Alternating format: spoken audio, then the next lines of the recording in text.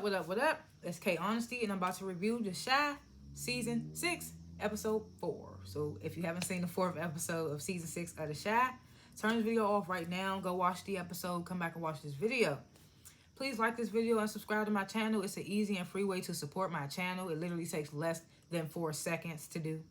So yeah, just hit that like button and subscribe button, because I don't only review The Shy, I review other shows as well. I'm also not a public speaker, so I will tend to stutter. I might pause to regain my thoughts. You're going to hear me say, so like 1,000 times. I definitely look at my notes over here that I take throughout the show. What else? Got my handy dandy water bottle that I've been drinking from.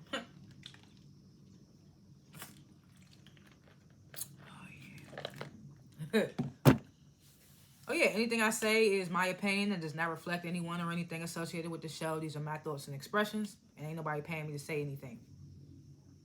And lastly, I like to grade the episodes before and after my reviews.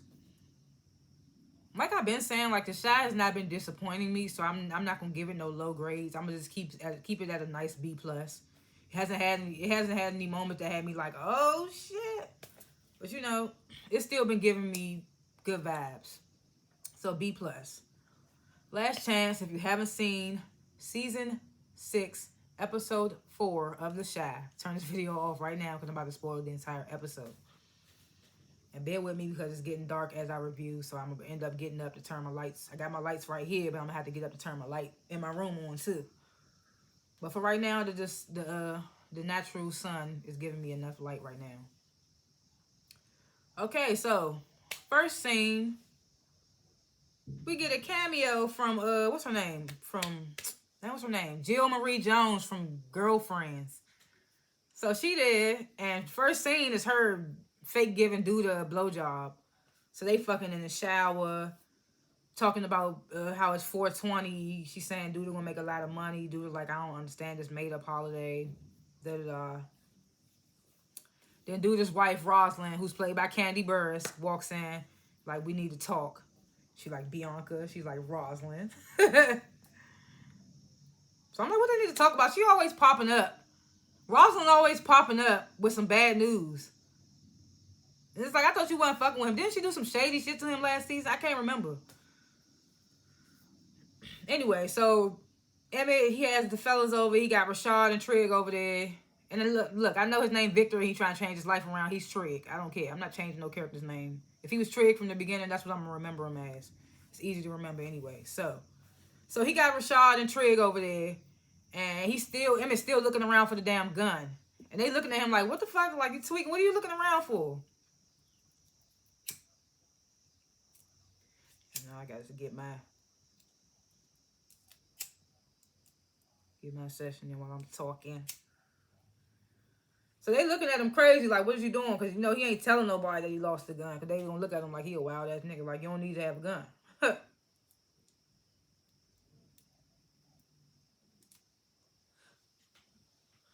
So Rashad, he gets to telling the guys, like, Rashad, he tells Emma, like, sit down, hit this. You need to calm down. He starts telling them, like, he feels like his life closing in on him. Since he got out, he ain't got no job. He feel like he ain't got no purpose, basically. And I actually like this storyline because we don't see a lot of these storylines on TV today. Like, dudes just getting out and trying to dang, what's the word? Is it reintegrate? Like, readjust to life. So I like that they giving us this storyline, Rashad's storyline.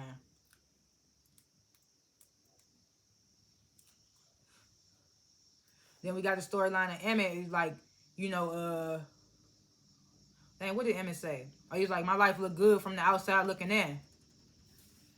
But I just feel like any moment I could slip up. So, you know, Trig, he's like, I like this. Like, he's like, y'all ever had therapy before? So Emma's like, I had couples therapy with Tiff. And Rashad was like, I don't like telling people my business. So, you know, we get both of those perspectives on therapy. One somewhat willing to do it and one just downright like, nah. So Rashad was like, I don't mind like kicking it with my homies and spitting shit with them. So Trig was like, we should just meet up more often and do this. Minus the weed wings, because they got the weed infused wings. I was like, oh shit. The sauce was looking good. The sauce was saucing. I ain't gonna lie. The sauce was saucing on them wings. I liked it. So they agreed. Like, Emmett and Rashad, they agreed. Trig, yeah, we meet up. Trig was like, yeah, let's continue this conversation at the Rock Center tomorrow. That was the name of the damn place where Tracy and them work at, whatever, the Rock Center. I knew it was something. I can't remember what it was called in the last episode. Or the episode before last, I can't remember. So this is when Rosalind pops up. So, I mean, yeah, you know, she got Duda about the shower. Tells Duda, oh, you know, Q was an informant for the feds. I was like, they got his ass then.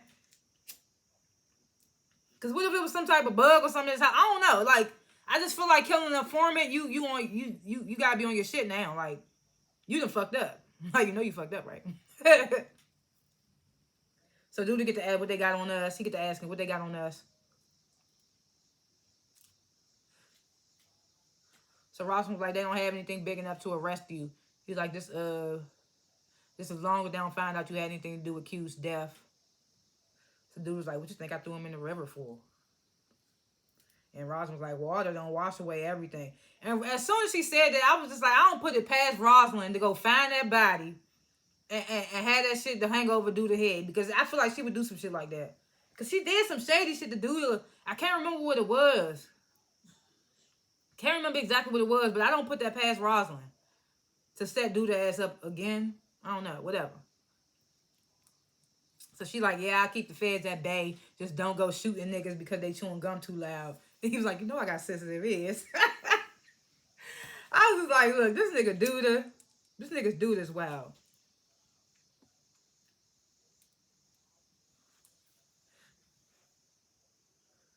So it's 420, you know, Tiff and Rob about to make their most money. Like Jill Marie Jones told Duda, what was her name? Bianca? So Duda, this gonna make you the most money today. This holiday. This made up holiday, Duda wanted to say. So Tiff, she texting everybody, specials, flavors she got, all types of shit she got. She texted Darnell, right? It was like all these flavors. He was like, I don't know what half of that stuff mean. You got regular flour? I was like, that's real old head shit. Like, he was like, you got regular flour? Shit. I don't know what this stuff mean. So Tiff was like, what kind of high you want? He was like, I want to be high enough to forget how long it's been since the Bears won the Super Bowl. I bet that probably had men cracking up, but I don't watch football that much to know when the last time the Bears won the Super Bowl. But I guess it was a long time. Jada was like, ask if they got massage oil. And Darnell was like, oh, yeah. So Tiff, she texting Nina and Dre, asked if she got those somethings back in stock. Texting Fatima. Fatima text something called tincture. I was like, I wrote that down because I was like, what is tincture? I was like, what is tincture? Anybody know what tincture is if you're watching this? Whatever. Nook and Bakari getting high. I'm assuming Bakari and Nook are smoking Cairo's weed. Bakari texts Tiff, like, I need some more of it.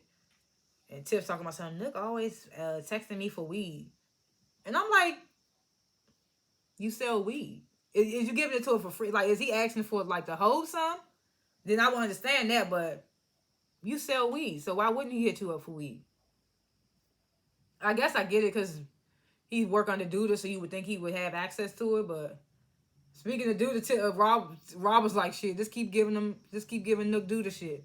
We ain't giving out Cairo shit. This is our shit. So,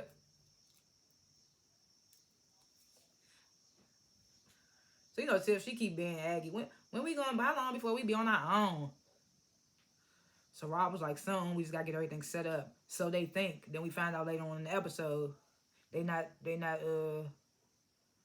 close as they thought they was.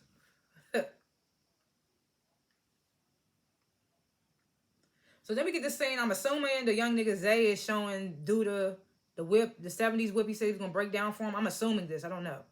But under the hood, under the car, Rashad's under there. He roll out. They hand him a fat ass stack. He's like, last time I seen this type of money, I robbed a bank. And Duda was like, what's more than that? More where that came from. And Rashad was like, I know exactly where this come from. That's why it's only a one-time thing and it dips off. I was like, okay, Rashad. Little money to get you back on your feet. I understand. Woo! Phone stand fell on my iPad. Let me get this stuff back set up. Okay, there we go. That's because I got a text message. I got an old phone stand.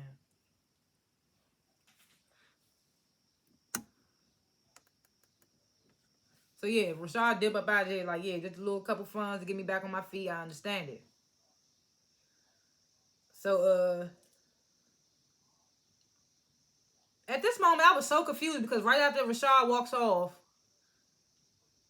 so Duda tells Zay, grab that bag, get that shit the fuck out of here. And then Duda looks over at Bakari like he was upset with him. And I was like, what was that about? The only thing I could think of was that maybe Bakari brought Rashad in and Duda thought Rashad was gonna be all in, but it was like a one-time thing, so that kind of made Duda mad. That's the only thing I could think of. Cause I was like, why did you look at Duda? Why did you look at Bakari like that? So then Nook tells Duda that the client that was supposed to show up to pick up the guns never showed. Might have got picked up by the feds. I was like, y'all just letting that go lightly? So Duda, he pissed off. He like, find somewhere to put it. That shit can't be nowhere near me. So then Nook asked Bakari, like, you know somebody that can hold this? And I was like, and immediately in that moment, I was like, he better not take that shit to the past the house. That was my first thought. I was like, he better not take that shit to the past the house. He just called you his son. Come on, man.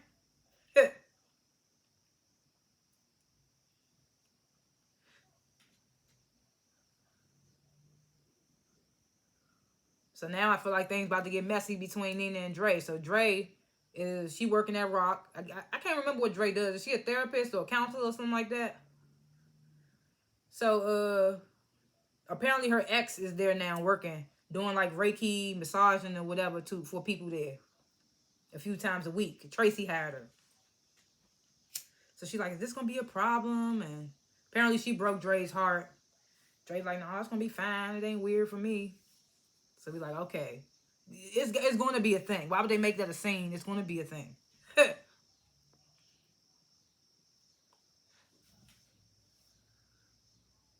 So Marcus, he tells Gemma, like, Marcus St. John is Gemma's dad. He tells her, oh, you run it through your college fund, because maybe he gave her a college fund to help fund Maisha's career. So he like, you running through it. And she's like, I know. So he give her an ultimatum. I'm not an ultimatum. He give her a deadline. He tell her, like, by high school graduation, if you ain't made no money back, I'm sending your ass to college. Which is kind of not a threat. Like, ooh, if I don't make no money, you going to send me to college. But the only thing about that is, she going to college, she ain't going to have her college fund. So she ain't going to be able to do what she would like to do. She just going to be there off daddy's dime. And he ain't going to have that. You already done spent all this money. So I'm only paying for college and books and whatever fuck is, like, necessary. Ain't no extra shit getting paid for. So it's kind of not, but I feel like it's still, like, not a threat. Even if you don't want to go to college, if you get sent there, you're going to try to enjoy and take in the experience.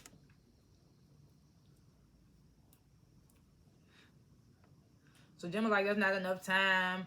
She know things ain't been going as fast as she wants it to go, as he wants it to go. She wants to go, whatever. But she says, Maisha is building the audience out there. Marcus was like, my statement stands. He ain't say those words, but he was like, like I said, by graduation. So then she get you want to support me, but you'll support Tierra? Like, that's crazy to me. So he was like, the only person I'm supporting right now is you. And I would feel better if you got an education. I would feel better supporting you if you got an education. So Jen was like, college is a scam. She's just a smart ass. College is a scam. But she's not dumb, though. She's a smart ass, but she's also smart. Like, so he was like, I'd rather get scammed than to have my daughter walking around without a degree or no money. I was like, okay. Kind of a flex, I guess. I don't know. I don't feel like that was a flex. I don't know.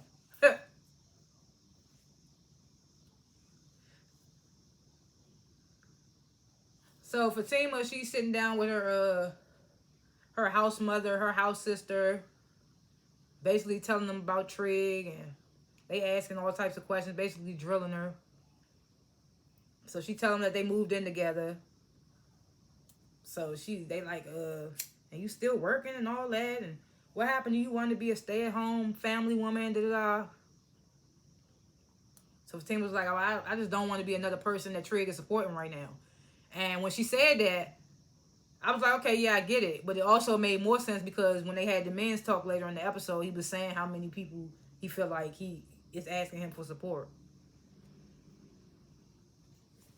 So she said she doesn't want to be another person that he has to support.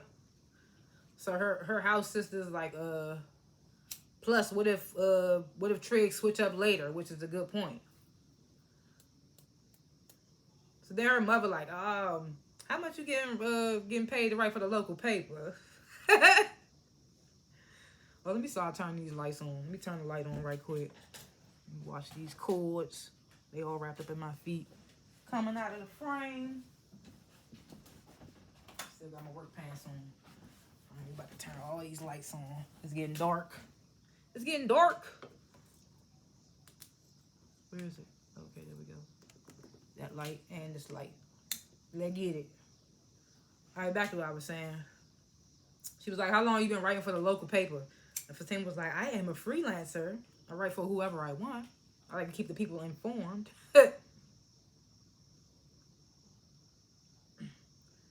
So they asked her, do she trust Trig? And she was like, I do. I trust him. Why wouldn't she trust him? He openly out with you. So it's like, you ain't got to worry about trust.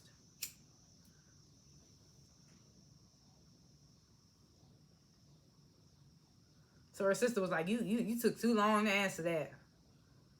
So her mother was like, if a man wants to take care of you, let him. And the sister's like, everybody don't got that sugar mama, sugar daddy mentality. But it seems like we take care of each other. The sister and mother, they just started going back and forth for a little while. The mother was just like, I just want Fatima to have that fairy tale life she always wanted. Fatima's very pretty too. He be picking some bad trans women. Like Imani was pretty too.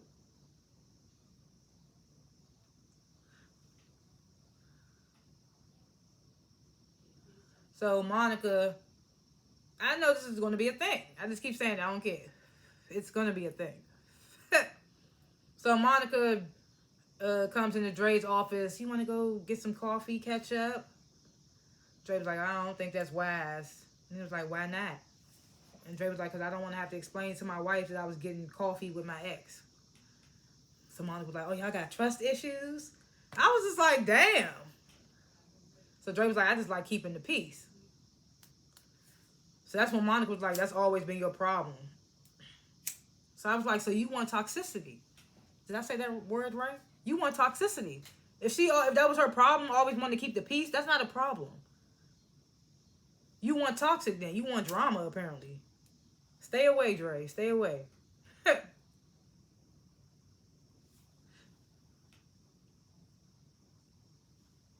So Dre notices Monica's ring on her finger. I thought you said you never wanted to get married. So Monica was like, I never said that. So Dre was like, oh, you just didn't want to get married to me, huh? So Monica was like, I just wasn't ready at the time. So Dre completely like changes the subject. Look at my grandkids. I was like, she's like, hey, check out my grandkids. Like, randomly changes the subject. It was getting super awkward though. I give her that. She's like, look at my grandkids. So Monica looking at the grandkids. Of course, Nina's in the picture. She's like, oh, so that's your wife. So Dre was like, yeah, that's my wife. She's like, I didn't expect you to end up with somebody like that. Like her or something like that. So Dre was like, why is that? I would have been thrown off by that question. Like, what? Like, bitch, get out of my face. What you mean? What the fuck you trying to say? Like, what? That was like so off to say. I ain't expect you to end up with someone like that. So Dre was like, why? Monica was like, I mean, I thought you always had a type. So Dre was like, well, my type always was breaking my heart, so I decided to switch it up. I was like, bam! I was like, boom! In your face, bitch. Now get off. Now get away. She threw me off. Then she's still standing there talking about something, so no coffee? And then Dre laughed. I was like, no, Dre, no. I was good. I was like, no. I don't care. Keep her away. I don't like her already. She coming for Nina. She don't even know her. Like, what? Maybe you can meet Nina and be like, oh, I can see exactly why y'all connected. But you can't because you being messy. Like you said, you don't like when people keep the peace. You don't like when Drake keeps the peace. Like, you toxic. I don't like Monica. No, we don't like her.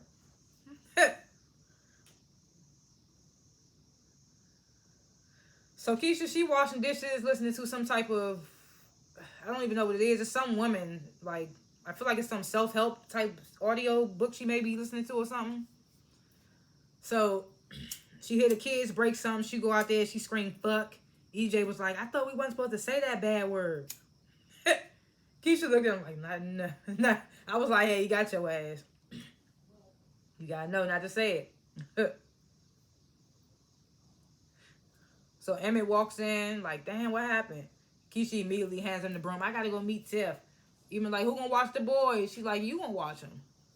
He like, come on, Tiff.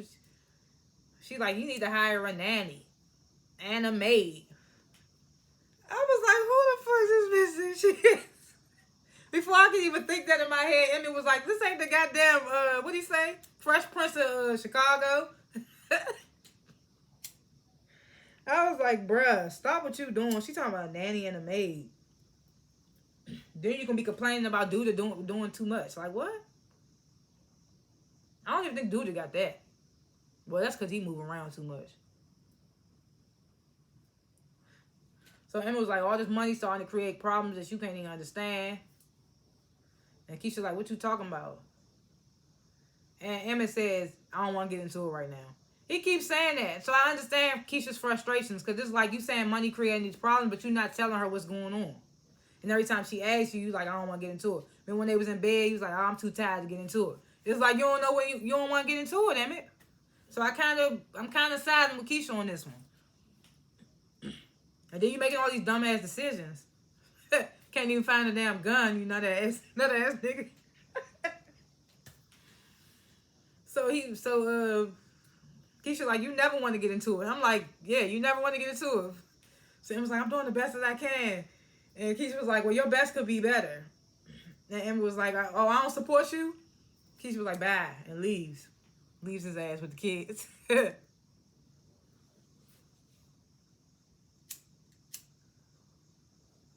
So Maisha and Gemma, they got some studio time. Maisha's in the booth, and Gemma's asking one of the engineers, like, what you think?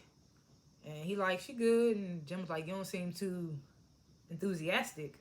He's like, she's solid, but I just don't know if the streets would go crazy over her music, basically.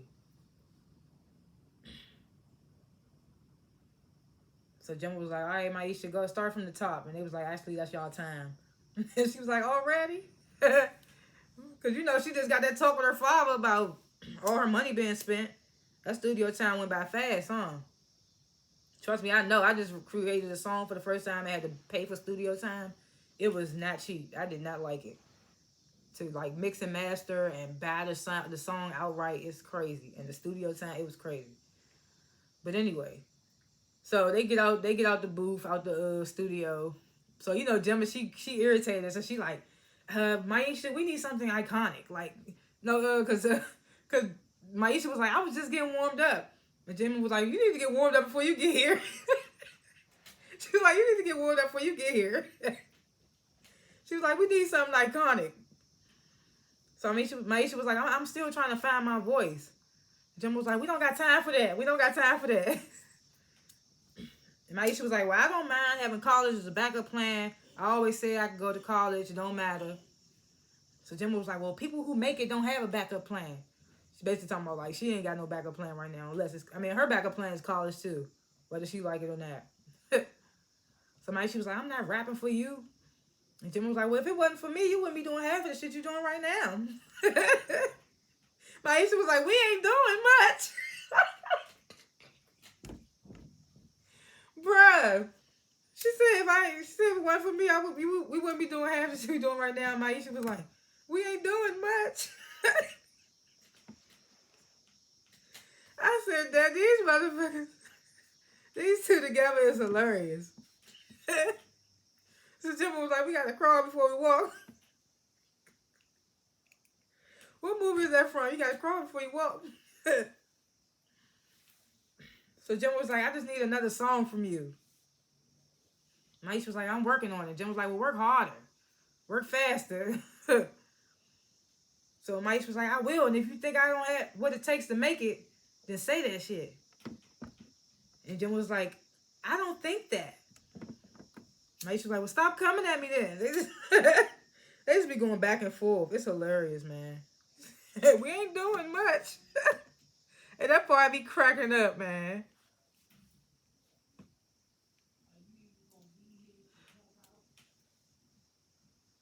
So Papa and Kenya are on this bowling date. Papa getting all close, trying to get all up on Kenya to try to position her the right way to bowl. She gets the strike, but we know why they did that. Then they play Anita Baker yet again to show her these old ass kids. But nah, I love me some Anita Baker though. But just like, come on now. They try to make her seem like she's so much older than... She only a year older than Papa. Papa, chill out. A year and a couple months, depending on what the birthdays is. I'm talking about like this a real show. I mean, like these real people. I mean, they real people, but like the characters are real and shit. So Trey gets to work and gets to see his little thing on the door. I forgot what that shit said. Alderman. I was like, what is that? I had to look it up. It just says a member of the council. So he's a member of the council of the 14th Ward. So he just got say so in what happens in that particular ward. So Rosalind pops up on Trey. He's like, what you want? She's like, nice to see you too, or something like that. She's like, sit down. I'm like, oh, why she been bossing up on him? So she tells him about Q being in the foreman. He's like, what they got to trick? Like, what they got to do with me? Rosalind was like, don't try to act. She said something. She was like, whatever you say right now stays in here with me. So Trey was like, I don't got nothing to say. So Rosalind was like, I will keep that same energy if the feds come knocking. I'm gonna be fresh as hell if the feds... No, it's not it. The feds come knocking. I don't know. Whatever. What's that song? I feel like it's a song called Feds Come Knocking or something like that. Might be a Boosie song out there called that. I think he got hella albums. So Trey gets the last time I seen Q, he was damn near dead and your husband finished him off. I was like, damn, nigga, how you go from I don't got nothing to say to all that? So Rosalind was like, oh, so you an accomplice. And Trey gets super quiet. Like, yeah, like, why would you even say that? So Rosalind was like, look, just be quiet. Don't say that. Just don't say nothing. So Trey was like, I'm getting tired of lying. I'm like, nigga, this is not the stuff you want to put out there. If they found out you knew about it and you was accomplice, you basically was accomplice. You helped get rid of the body.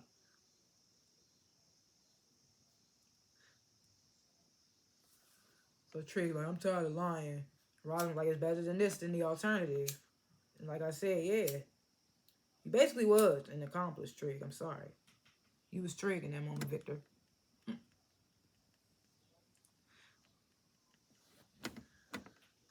So then we get this real live 420 moment. Cairo, he's showing Tiffany Rob his grow house. He's showing him how he plants and grows his weed, giving him all the specifics, all the info on it. Definitely didn't write too much. Got the little steam blaster when they come out. Shit was crazy. It was lit. But this is when they find out that they need 2 places for the weed. They got to have a place to nurse it and a place to grow it at. Because they can't have it in the same space. They was like, you ain't tell us all that. We only got funds for 1. Cairo was like, I ain't never say this. Like, I ain't never say this was going to be easy. I mean, this was going to be cheap. So Rob was like, now we got to get some more money. So now we get this little scene. All the young couples at Kevin's house playing charades. You get Papa and Kenya, Jake and Gemma, Bakari and Lene. And then the fake couple, Kevin and Maisha. You know, they still trying to figure shit out, so... And then apparently we find out in the scene, Papa and Kenya are not a couple at all either. So they playing charades. So it was girls versus boys, and Lene was saying Kenya wasn't barely playing. Maisha tries to come for Kenya. She's like, Papa, tell your girl to step it up, something like that. I was like, oh, I'm trying to come for her. So Gemma, she changes the subject, says something, I don't remember. So Maisha was like, the boys are cheating. So Kevin was like, I would never cheat on you. And I tell you, this nigga Kevin always saying some off-brand ass shit when he high. I remember a couple of episodes, I can't remember what he said, but he just be saying the weirdest shit when he's stoned. So, because of course it's 420, they got the vape, they got the weed vapes and the J's going around. So Kevin was like, I never cheat on you. And everybody was like, what, Nick? What? Maisha smiling though. She knew exactly what that meant. So everybody like, what, Kevin? So Kevin was like, tries to pass the weed pen to Kenya. So this is when Papa blocks the weed pen, blocks Kevin's hand, was like, I told you my girl don't smoke. And Kenya was like, I am not your girl, Papa. I was like, man, why they always doing that to Papa? That's messed up, man. That nigga need love. I need love. Like, nah, man, that's messed up. I don't like the way they do that to Papa, man. I don't like the way they do that to Papa. He's just, I'm not your girlfriend, Papa. So everybody just got quiet. Like, nobody says anything. So Jim was like, so what you can't ask Kenya? Like, you don't want to smoke because you might get in trouble or something like that? Or you just don't do it? So Kenya was like, first of all, I'm too grown to get in trouble. Trying to act like she's so much older than them. Like, girl, you a year older than them. You probably the same age as some of them. Maisha like 18, I think. I can't even remember. But I was like, girl. So this is when Gemma was like, well, I can't wait till I be grown enough. Grown as well. Everybody started busting out laughing. I was like, yeah, clown her dumb ass. Because she coming off as snooty. I was rooting for her and Papa at first, but now I'm like, not so much. So Papa get the me and Kenya don't do that childish shit. And she rolling her eyes the whole time he talking about them and stuff. When he talking about them as a we, as a us and stuff, she rolling her eyes the whole time. So she like, we don't do that childish shit. So Kevin and them, they like, oh, whatever, nigga. Jake tries to hand Papa to Jay. Papa like, oh, no. So Jake like, oh, you ain't smoking because of her? Because of she hit? I mean, you ain't smoking because she ain't smoking? So Papa's like, nah, I'm just trying to be alert for the games and stuff, you know. So Papa was like, man, if y'all was smoking, y'all would play better. Bakari said that. Y'all was smoking, y'all would play better. Jim was like, I'm high as hell right now. Maisha was like, we know.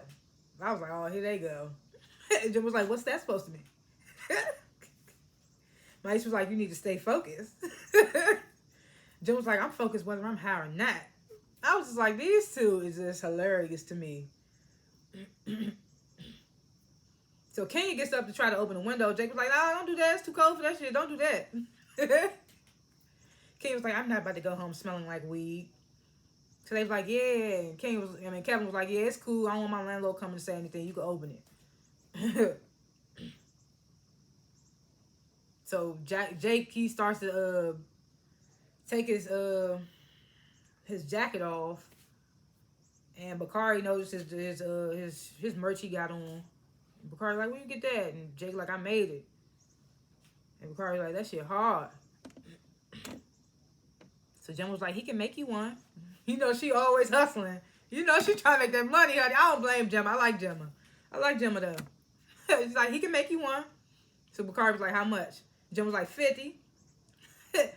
Bakari was like, oh no, it ain't all like it ain't all that. I told y'all I'd be stuttering. That wasn't a stutter, that was just a, you know. So he was like, it ain't all that. So Jake was like, oh no, boy, you tweaking, these don't sell them like shit, you tripping, all that. So Bakari was like, all right, 20. Jim was like, 35. Bakari was like, bet. And Lene just sitting in the background looking like she be looking. She be like smiling, but like, I be seeing Lene. I be seeing you back there. I was seeing you back there in that scene. So Maisha's like, always working. So Jim was like, someone has to. I was like, oh, they just doing too much. So Maisha was like, what's that supposed to mean? Jim was like, nothing. Like, how about we play another round? King was like, yeah, one more and I gotta go. And Papa was like, yeah, me too. I gotta go too after this. Kevin was like, what y'all gotta do? Papa was like, we got responsibilities. Everybody was like, ooh. King just still rolling her eyes. I was just like, nah, she doing too much. I don't even want her with Papa no more. Papa need a wholesome girl. Everybody was like, boy, stop.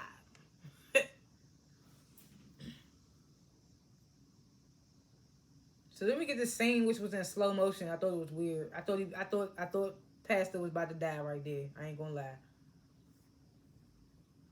So Nook is waiting in the pastor's office with this money coming to do this tithes and offerings. You know, Pastor Stanley like, I already told you, your money's not welcome here. No weapon formed against me shall prosper.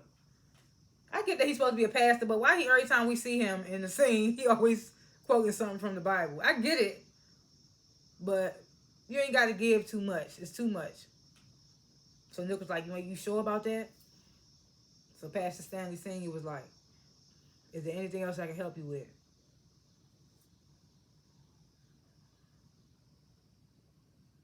So Nick don't say anything. So Pastor was like, you be blessed, my brother. So he ain't fucking with him no more. That's right.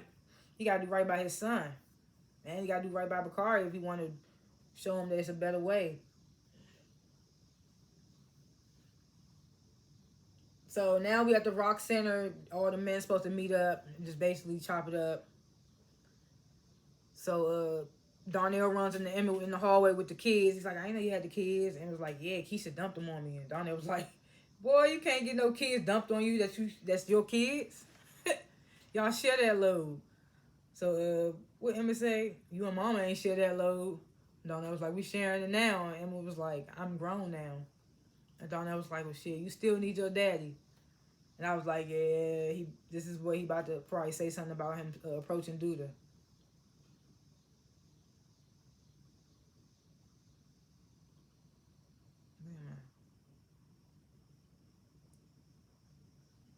So the dude that works with Trig and works for this Rock Center, I can't remember what his name is, but he comes up and tells Emmy, we got child care here for people that don't have nobody watch their kids. She's like, I can take them. First I was like, who's this random nigga taking the kids? So I had to go back to another episode and was like, okay, that's the dude. He looked different. So Emma was like, okay, thank you. So this is when Darnell pulls Emma to the side, like, you need to watch the company that you keep. So Emma was like, what you talking about? So Darnell was like, you ain't no gangster. So Emma was like, I never said I was. Emma's completely lost right now. So Darnell was like, then why you got a gun in your nightstand like a dumbass? So that's when Emma was like, it was you. It was you. I know he probably happy he could breathe now. He was like, you did. I thought one of the kids might have took it. So Darnell was like, dang, you thought one of the kids might have took it and had it for all this time? You ain't checked that shit? Come on. So Darnell was like, this is why you have no business having a gun. Like, you wouldn't know what to do with it. He's like, knowing dude, it probably got some baddies attached to it. And was like, I want it back. Darnell was like, why? And was like, because it's mine. Darnell was like, well, I'm going to hold on to it, and if you really need it, you come get it from me. I was like, nigga, if he really need a gun in the moment that he be in, he ain't going to be able to come to you and grab it. You need a gun, you got to have it right then and there. What? I get it, though. He just trying to protect his son. Like he said, his son, like, he ain't no gangster.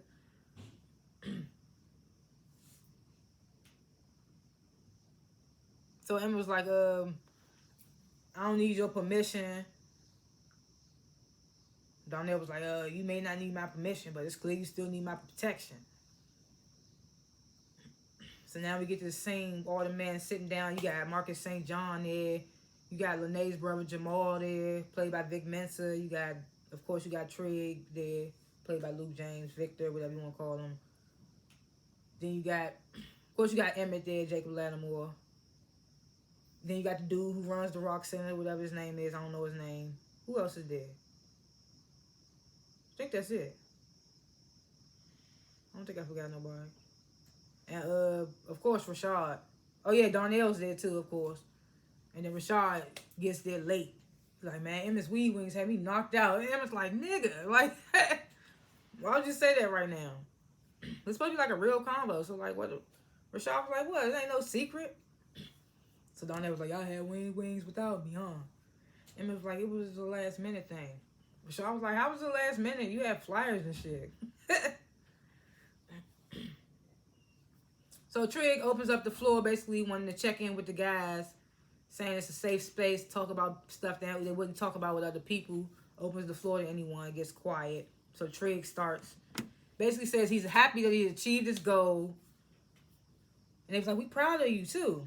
He was like, but now that he's achieved his goal, he feels isolated. And Rashad was like, how? You be around people all the time. And Trig was like, yeah, people that want something from me, that need me to make their lives better. He was like, he knows that it's his job to support the community, but he feels like his community doesn't support him sometimes. He feels like he picked a thankless job. Although he's not asking for gratitude. He's not looking for the love or whatever you want to call it. He said he just has to be okay with the fact that people not going to always side with him.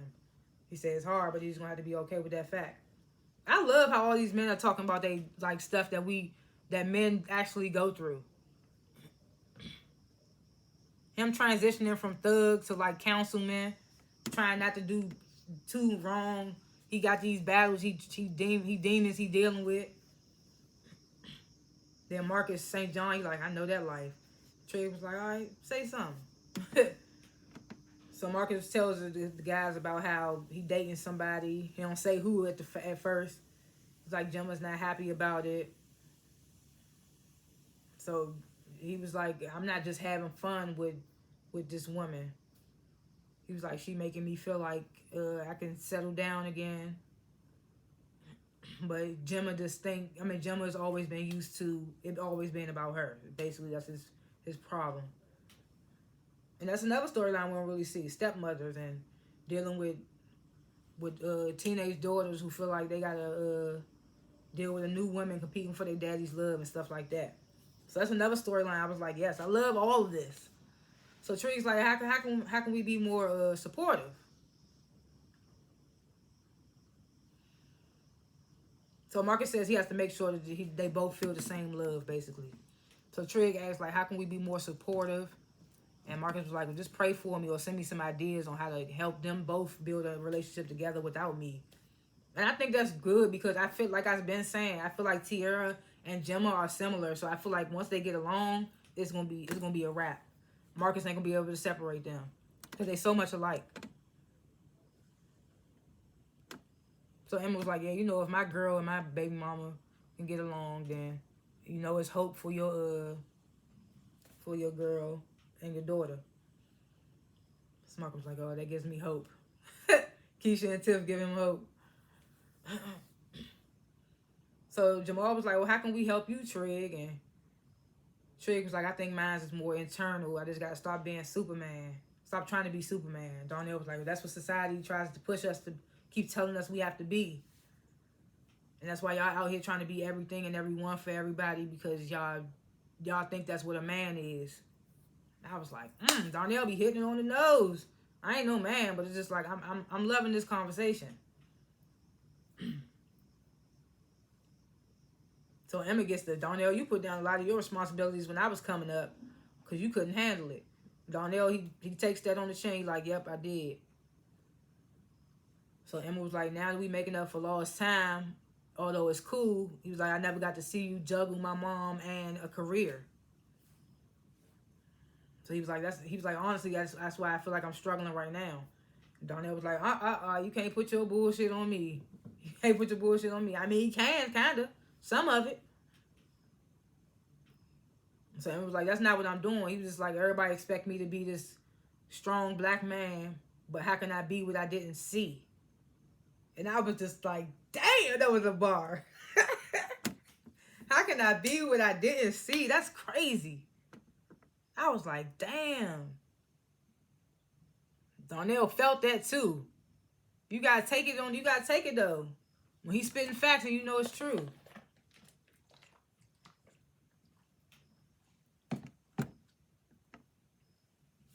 So Emma said, I'm just trying to figure it out as I go. And I'm going to stumble sometimes. I just wish people would stop judging me for my falls and help a nigga get back up. Yeah, like, yeah. Because that's the first thing they want to do is put the black man down. So then Rashad, he like, man, you can see it all over his face. I'm calling bullshit on this man. Because he was like, this is kind of hard hearing all y'all talk about y'all lives and all that. Because y'all got the lives that I wish I had. And I was like, see, I like this because all of them complaining about this stuff and look at him sitting right here. Just got out of jail from doing 20 years, can't find a job, living with his girlfriend. He envious of what y'all got right now. It's crazy. They complain about this stuff and look what he's saying right now. Like, I can't believe y'all complaining about this stuff and I literally want this stuff that y'all complaining about. So I was just like, I loved how they did that. So like, y'all been out here doing great things, and I can't even get a job living with my girl, and I can't even smoke in the house. Donnell was like, I told you just open up a window. No, it's not the same thing, nigga. Still gonna smell that shit. You still gonna smell it.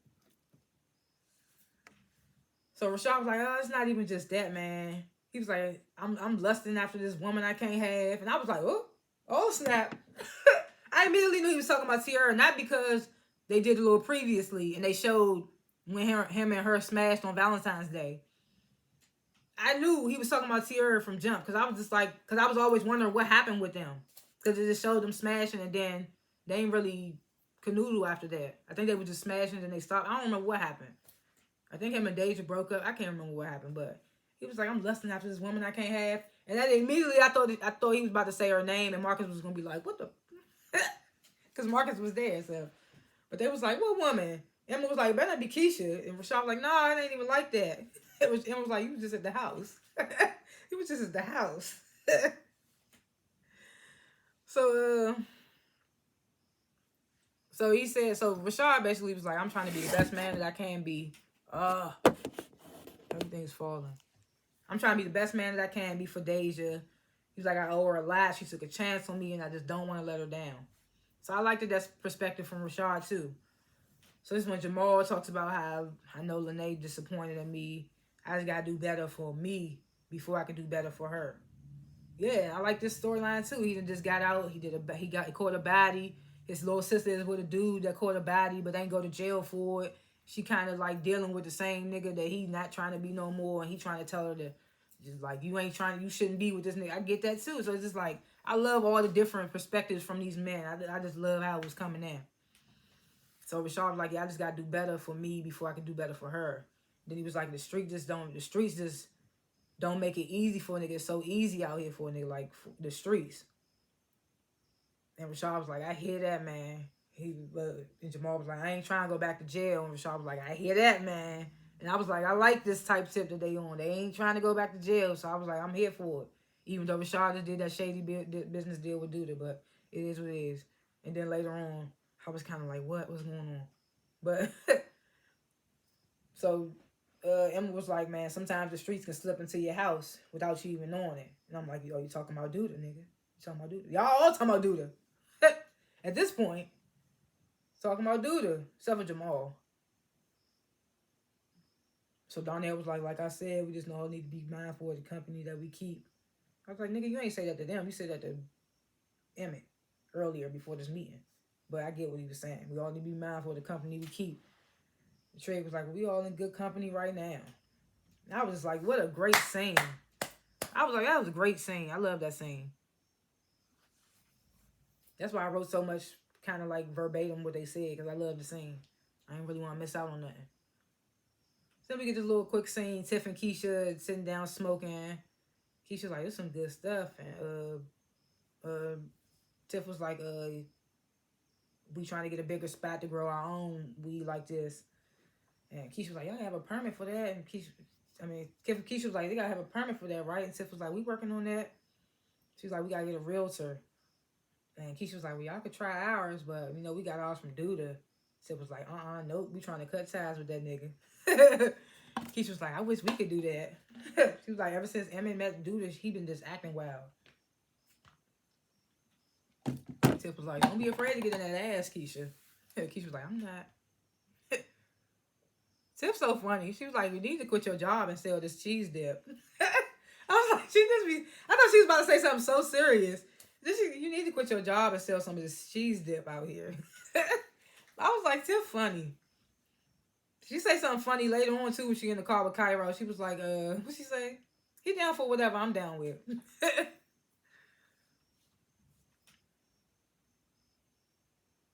So this when Gemma and Jake, they like, you notice Maisha and Kevin was acting weird at charades? Jake was like, definitely acting weird as fuck. So then Gemma notices online that this rapper is wearing Jake's merch. Jake was like, damn, nigga ain't tagged me any, but he was excited though. So Gemma listens to the lyrics. She's like, damn, that's what people want these days, these type of lyrics. What is me and Maisha gonna do? So Jake was like, I don't know, switch it up or stop rapping. Stop making music. He was like, I'm just gonna post it to my page and tag the nigga. Nigga ain't tagged me. It is what it is. This nigga Jake funny. So Darnell and Jada, they host Deja and Rashad. And then they was like, oh yeah, Marcus and Tiara about to knock at the door. Marcus about to come. So Rashad was like, oh, that's my guy. So Marcus comes in with Tiara. It wasn't the shock value I thought it was gonna be. I thought Rashad was gonna be like, because he was just saying he was just lusting after her. You could see Deja's face was a little tight. You could tell. So they walk in. So they sit down, start to eat. Deja immediately kind of not grilling her, but last time I seen you, Tiara, you were with Trig, with Victor. And Tiara was like, well, we all know how that ended. And Deja was like, oh, it must have been embarrassing. Like I don't know what she was trying to do, but she's still probably upset with her for Valentine's Day. It had nothing to do with her. Like, Rashad complimented her, said you look good enough to eat or something like that. And Deja got mad. So it was just like, girl. So she always just had this vendetta. Because I don't think Rashad told her that he slept with Tiara. Right after she stormed out, was upset. So Deja was like, that must have been embarrassing. Tiara was like, I've been through worse. And Deja was like, well, I'm glad you found true love. And Tiara and Marcus was like, yes. And started kissing. Darnell was like, oh, that's enough of that now. So Tiara and so Deja was like, if you don't mind, Tiara, what do you do for a living? So that's when Rashad was like, well, I mind because I don't like when people ask me that. And Darnell was like, that's because you don't got no job. It was like, I'm trying to get you to come in on this thing where we like sexy maids, but we just some handsome brothers. I was like, this nigga Darnell don't quit. He's funny, man. Like some male fix-it service. I was just like, they hilarious. So let me get this cringy scene. Jill Marie Jones and Duda, Bianca and Duda. They sitting in, I guess that's Duda's club. I don't know what that is, but Duda's there often for a nigga that's supposed to be laying low. But same spot he shot the nigga for chewing gum.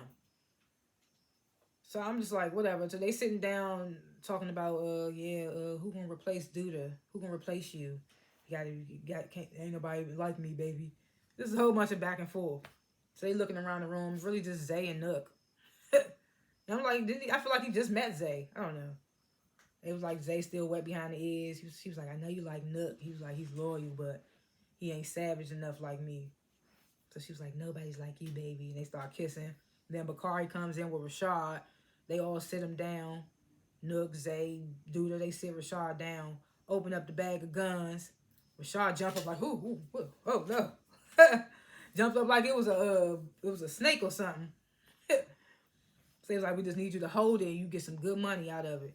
Rashad was like, oh, no, thank you. Y'all have a beautiful day, brothers. Y'all have a nice day, brothers. So I think Nook tries to get up and Bakari was like, no, I got it. I handle it.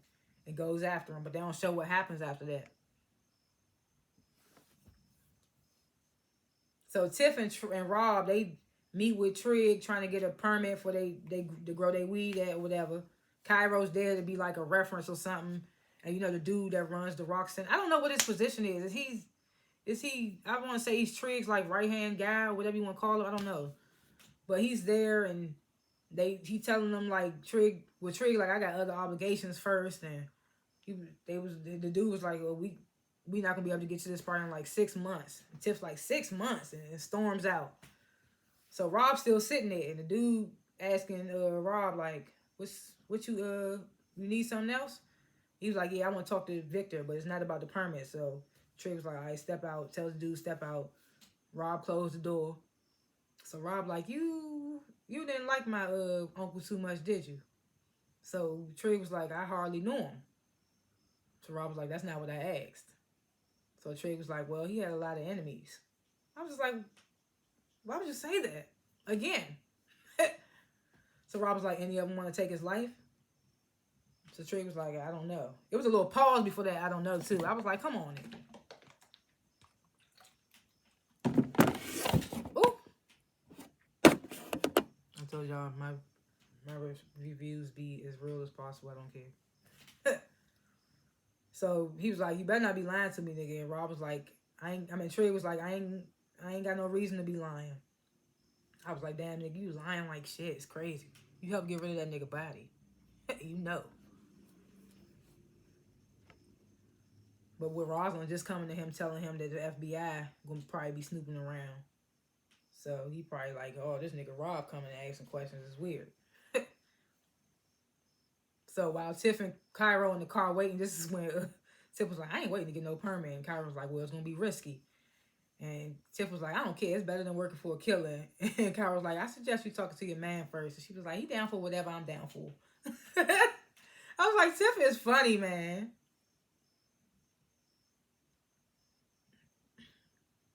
So Fatima and some of her friends, her house family or whatever members, they had Fatima and Triggs in Jake's place, picking out colors to change the wallpaper because Fatima said, if I'm moving, I'm gonna spruce up the place.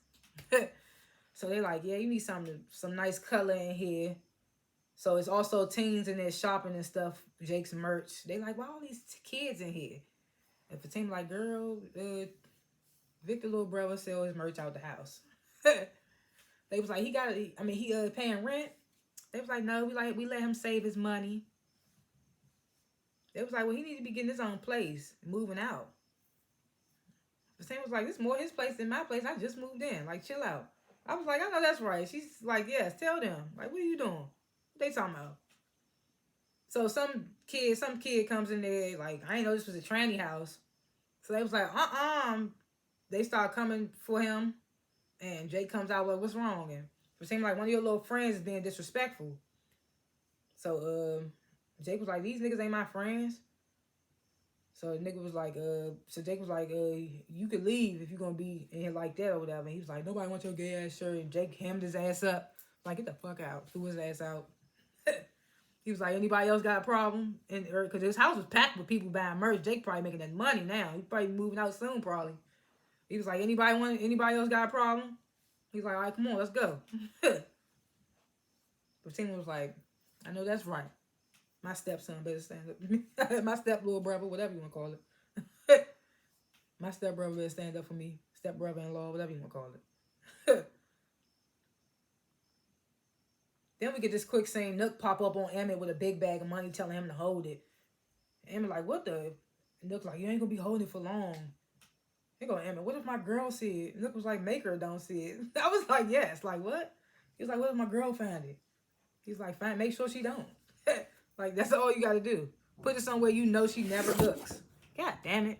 I got this joint sitting on the charger. That's why all this shit falling, because they all sitting on chargers.